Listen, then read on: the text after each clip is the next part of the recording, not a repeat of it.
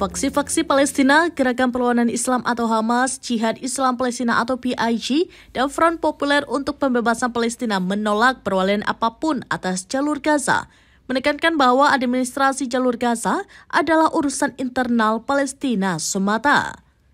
Hal itu disampaikan dalam pernyataan bersama yang dikeluarkan pada Jumat malam oleh ketiga gerakan tersebut bertepatan dengan dimulainya gencatan senjata dan penarikan sebagian pasukan pendudukan Israel dari jalur Gaza.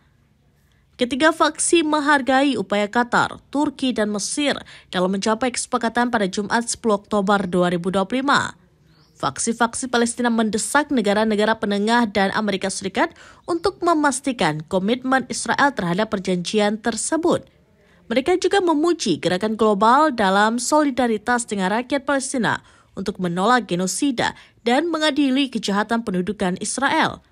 Selain itu, mereka menyatakan kesiapannya untuk memanfaatkan partisipasi Arab dan internal dalam rekonstruksi Gaza dengan cara yang bermartabat bagi rakyat Palestina dan menjaga hak-hak mereka atas tanah mereka. Sebaliknya, ketiga faksi tersebut menolak perwalian asing atas jalur Gaza.